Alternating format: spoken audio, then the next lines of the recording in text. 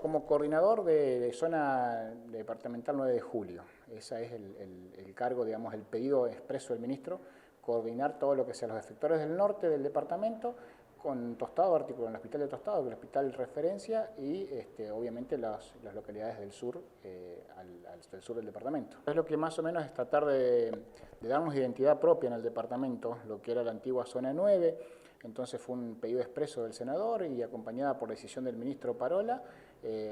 Me pidió, obviamente, ahora acelerado todos los trámites por la situación que estamos viviendo de la pandemia. Se trató de hacer todo, como quien dice, las apuradas para poder tener ya algo articulado y unificar criterios con los efectores del norte y el hospital. Obviamente las necesidades que tenemos, te imaginas, desde Gato Colorado hasta Esteban Rams, hay diferentes necesidades. Y no son iguales las nuestras, por decir el departamento 9 de julio, que es una gran extensión, con las necesidades que tiene quizás una localidad del sur o pegada a la capital de la provincia. Entonces, el criterio que se buscaba acá, hablando con el director del hospital, el doctor Cagliero, y los médicos de referencia del hospital, no era necesario respiradores, por decirte, sino eran más importante ambulancias, tener móviles para poder despejar cualquier urgencia que tengamos, dada la situación esta.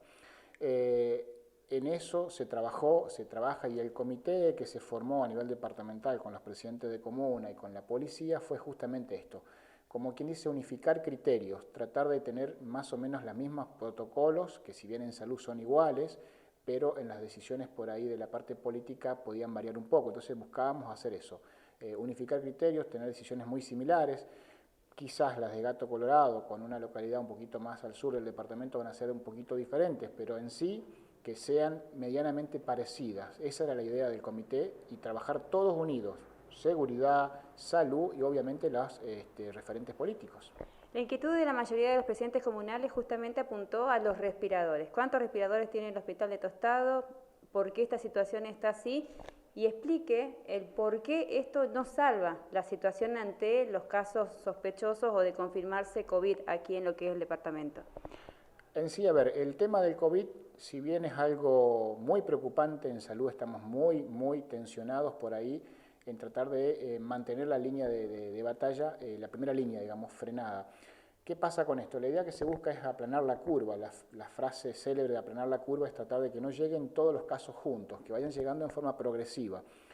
¿Qué va a pasar? Nosotros la primera medida es tratar de un COVID positivo, manejarlo en su domicilio, si están dadas las condiciones, ya sea de edilicias, ambientales, culturales, sociales, para manejar en el domicilio, siempre y cuando no tenga ningún factor de riesgo, una comorbilidad, como se llama. Si ese paciente presenta un estado general bueno, una edad que no está dentro del factor de riesgo, se lo puede manejar en su domicilio.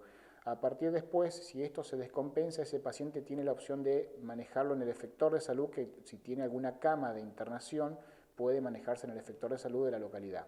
Si eso va superando, el paciente se llega a descompensar, a evolucionar mal, tenemos el hospital base, que es el hospital de referencia nuestro, el hospital de Tostado.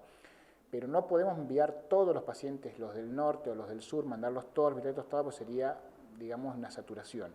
Entonces, llegado acá, si requiere respiradores o una asistencia respiratoria mecánica, ¿sí?, como nos decía el doctor Cagliero, tampoco, o sea, tenemos para salvar la situación con los respiradores que hay en el hospital, ¿sí? No tenemos terapista, entonces no podemos acumular respiradores si no tenemos el recurso humano o el personal idóneo para manejar el respirador. Entonces el respirador que está en Tostado, en el hospital, que sí los tiene y que están para eso, esperando la situación, va a ser simplemente para compensar y llegar a un centro de mayor complejidad, ¿sí? Llámese Santa Fe, llámese Rafaela, llámese Reconquista.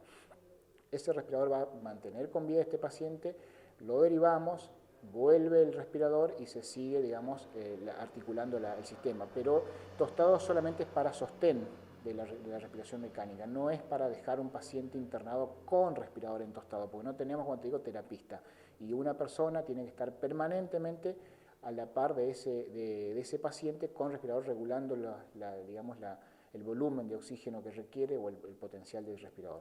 Entonces, más importante es que respiradores, que acumular respiradores en un lugar donde no van a ser esencialmente imprescindibles, mejor tener ambulancia. Nosotros tendríamos que tener 2 móviles más, que eso es el pedido explícito que yo estoy trasladando al ministerio, tener 2 móviles más, o sea, tener 3 móviles operativos dentro de la localidad de Tostado.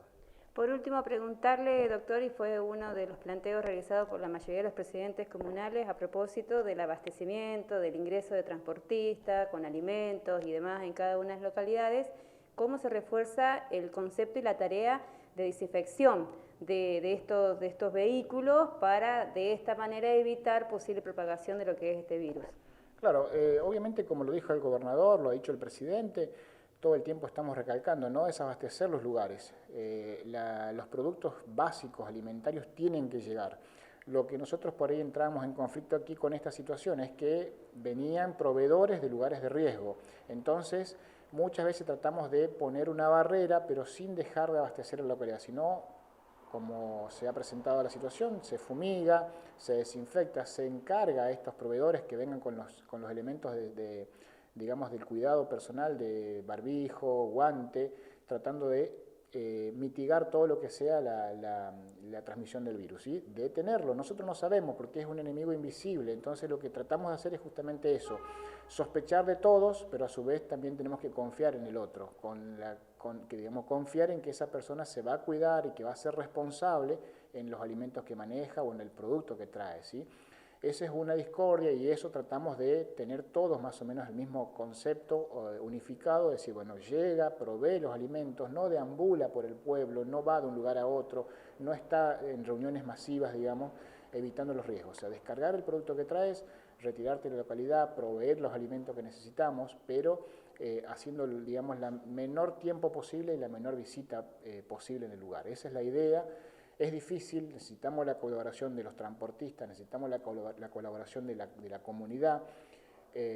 Si hay alguna duda, despejarla, dirigirse al policía más cerca, preguntar, o sea, no entremos en una guerra entre nosotros. Acá es donde más unidos tenemos que estar, donde más juntos tenemos que sostenernos para enfrentar este enemigo.